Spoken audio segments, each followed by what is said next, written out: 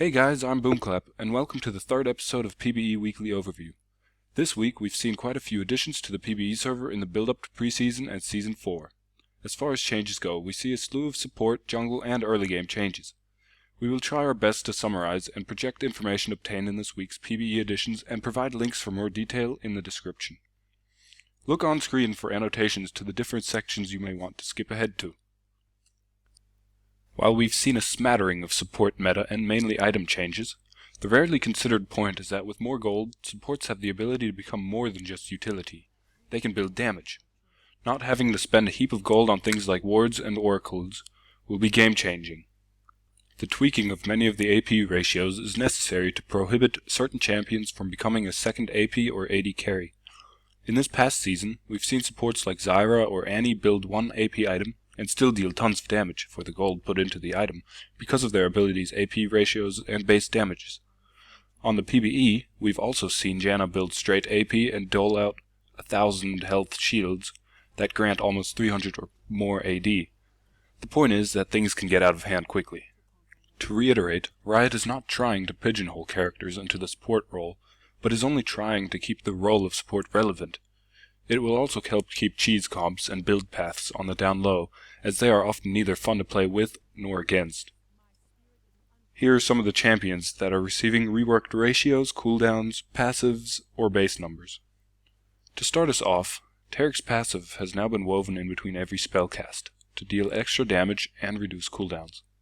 Next up is Soraka with a new passive that should heal on percent health lost. Think Ambulance Soraka, and has received a buff to cooldown on her ultimate and on her Starfall or Q.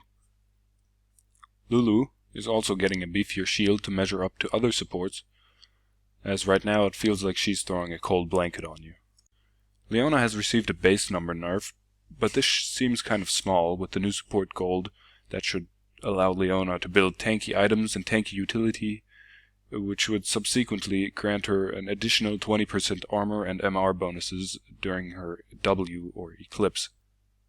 As for Janna, her shield ratios are being switched around and she is having her ult looked at. Overall, it hasn't been showing as a skill changing, just more of a numbers problem. She should remain the OP peeler. Once bitten, twice shy, Riot is taking a look at giving some love to the melee support Alistar, but they're being cautious. Back in Season 2, he was a support and jungler almost pick ban. Riot's looking at a way to keep him relevant in Season 4 but not overpowered.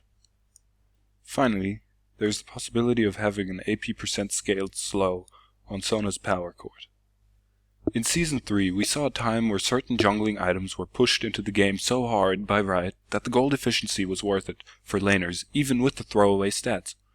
Some of these were Blue Ezreal with his Spirit of the Elder Lizard, or Spirit of the Ancient Golem on many other champions. Riot wants to avoid this while still letting all types of champions emerge from the dark depths of the jungle to gank. Smite will have half the previous cooldown but will only deal 80% of the damage of its predecessor. As for jungler styles go, the limited jungler farming possibility and champions that are weak in the early game jungle will hopefully catch a break with these upcoming changes. After completing blue and red, you no longer reach level 3, and this should stop the early game lane snowball from wrecking an entire game and will alleviate pressure on the jungler's level 3 abilities to gank. Currently, in Season 3, if two opposing junglers are forced to gank at level 3, and one is successful and one is unsuccessful, the unsuccessful jungler is down and out for too long and does not have enough gold in the jungle to get back into the game quick enough. There has been some discussion by Riot about 4 unnamed champions directly being in the queue for visual updates. There are about 30 on the big hit list. Here's a list of champions on the horizon for visual updates and or skins. First off, there are some Morgana visual update concepts being explored by Riot Zeronis. There's also a Diana skin coming up, which is described as elegant and is already off to 3D construction. Gragas will also receive a visual update sooner or later, but the dance is staying. Furthermore, there's also the possibility of Shaco receiving a visual update, and Sejuani will probably get a new portrait, as it's still very rough. Moving on, Popstar Ahri and Infernal Nasus' ultimates have been fixed. Insert Korean drooling here.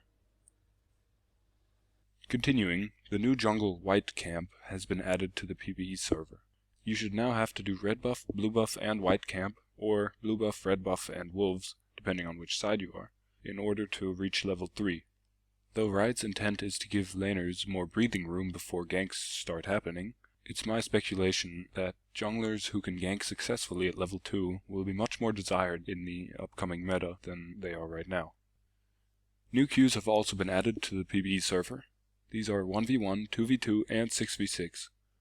Riot 5th has confirmed that they are not just bugs, but instead are a testing phase or question and answer phase for these types of queues.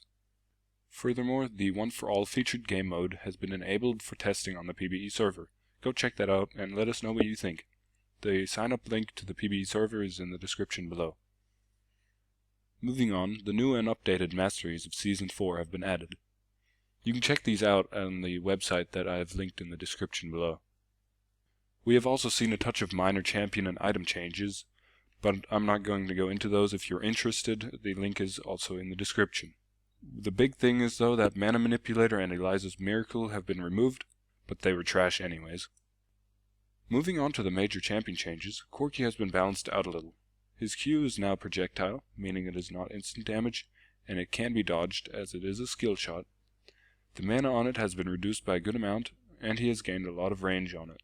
Continuing, Gragas's Barrel Roll, his Q, has received a reduction in its range. Also, his Body Slam's cooldown has been increased to 12, but if he hits a target, it's reduced by 50%. Its mana has also been reduced, and the damage it does is no longer split amongst all targets hit. This change should keep Gragas from being able to escape from any chase situation. Furthermore, Nidalee's Javelin Toss, or Q, now lists the bonus travel damage, instead of just up to 250% damage. The value is still the same. Also, her trap's debuff duration has been lowered from 12 seconds to 8 seconds, so that it no longer feels like an eternity before she loses vision of you after stepping into one of her traps. And finally, the warding trinket has been revealed, and it looks like a piece of corn. Riot has finally decided to listen to all the complaints about the Challenger division, and how it's too small of a portion of the player base. Therefore, it's being expanded from 50 players to 200, and now our script writer, Hyde4, can finally make it into Challenger with his main and his 149 Smurfs. The possibility of being demoted from the 5th tier in a division is getting looked at due to the amount of current toxicity and trolling of many tier 5 players. Currently, a 10-game basis is being tested, but it is subject to change just like everything else on the PBE. Let's move on to the new health bars. Riot's goals with these were to enable instantaneous identification of oneself, the ally, or an enemy, to elevate vital information, and to move towards unified player views for colorblind and non-colorblind people. So what's new? In trying to meet the previous goals, they've had to balance functionality and style. They think that this iteration strikes that balance well, and is firmly grounded in the League of Legends universe by drawing cues from the surrounding heads-up display and hitting the clarity goals. Overall, for me, this just shows that squares are finally taking over Riot and all circles are being kicked out. Thanks for watching this week's episode of PBE Weekly Overview. Remember to leave your comment, criticism, or concern below. Shout out to Hyde4 for piecing the articles together, Nighthawk for getting footage, and Theron for being an awesome fan and the best Lisa in the EU. See you next week!